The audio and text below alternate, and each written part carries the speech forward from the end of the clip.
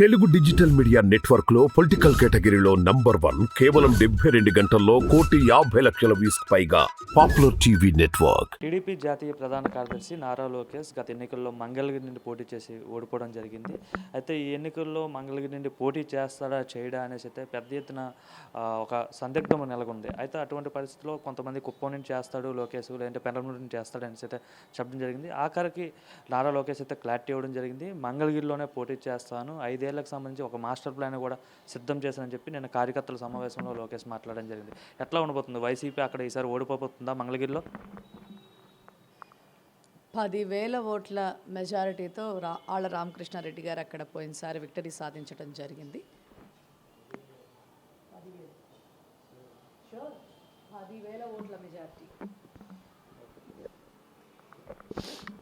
ఆళ్ల రామకృష్ణారెడ్డి గారు భారీ మెజార్టీతో అక్కడ సుమారు 10,000 ఓట్ల మెజార్టీతో మరి నారా లోకేష్ గారి మీద పోయినసారి బ్రహ్మాండమైనటువంటి విజయం సంతరించుకున్నారు. మరి ఇప్పుడు కూడా ఖచ్చితంగా, ఎందుకంటే ఉపయోగం లేని రాజు కోటలో ఉన్న ఒకటే, పేటలో ఉన్న ఒకటే అనేటటువంటి ఒక సామెత అనేది ఉంటుంది. సో ఈ వ్యక్తి ప్రజలకు ఉపయోగపడే వ్యక్త, ఉపయోగపడని వ్యక్త అనేది ప్రజలకి ఫుల్ క్లారిటీ ఉంది. మరి మంగళగిరిలో ఈసారి గెలిచేస్తాను అని చెప్పినంత మాత్రాన మాటలు చాలా చెప్పచ్చు, అవి ఆచరణలోకి వచ్చేటప్పటికి చాలా ఇదవుతుంది. ముందు మంగళగిరిలోనే ఒక క్లారిటీ వచ్చినందుకు చాలా సంతోషం అతనికి.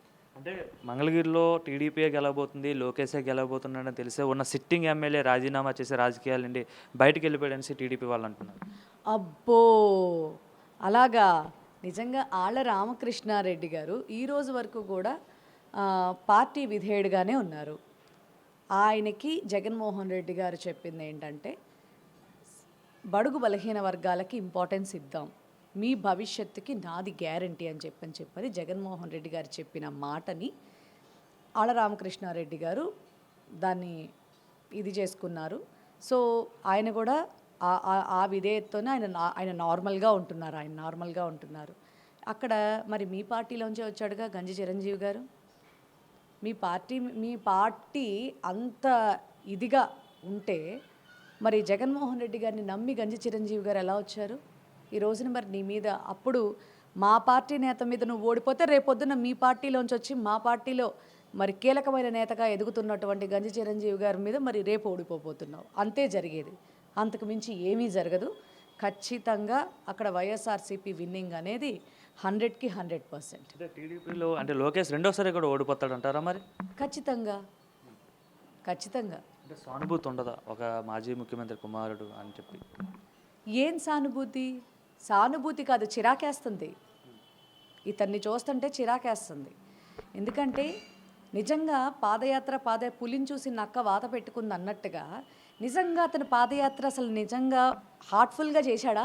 4,000 కిలోమీటర్లు 400 రోజులు అన్నారు. అంటే రోజుకి 10 కిలోమీటర్ల చొప్పున మధ్యలో వీళ్ళ నాన్నగారి అవినీతి పరాకాష్ఠకెళ్ళి అన్ని రుజువులతో మరి అరెస్ట్ అయిన తర్వాత సుమారు 1.5 నుంచి 2 నెలల పాటు స్టాప్ అయిపోయింది. 219 రోజులకి 3,000 కిలోమీటర్లు కన్క్లూజన్ ఇచ్చేశాను అన్నాడు. అసలు ఫుల్ ఫ్లెడ్జ్డ్గా చేశాడా? ఫుల్ ఫ్లెడ్జ్డ్గా పాదయాత్ర చేయటం కూడా మాకు నిజంగా ఎంత ఆశ్చర్యం అంటే, ఈ రోజున విజయవాడలో ఉంటే తెల్లారి పొద్దున్నే గన్నవరంలో ఎలా ఉన్నాడు నాకు అర్థం కాదా? తెల్లారి పొద్దున్నే కానీ అట్లీస్ట్ ఇక్కడి నుంచి గన్నవరానికి 25 కిలోమీటర్లు నడుచుకుంటూ వెళ్ళాలి కదా. రాత్రే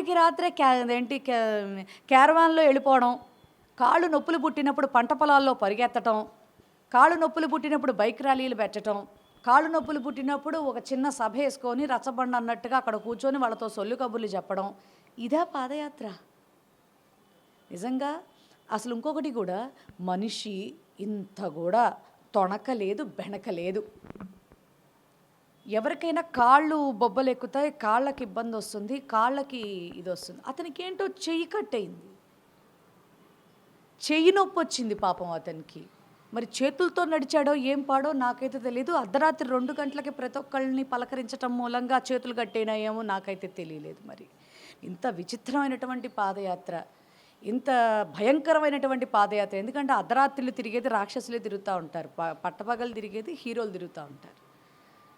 కాబట్టి నేను చెప్పేది ఏంటంటే, అతను చేసే ఏ పనిలో కూడా నిజాయితీ అనేది లేదు. మాట్లాడితే ఓ రెడ్ బుక్ అంటాడు, అది అతని చిట్టాకి రాసుకున్నదే.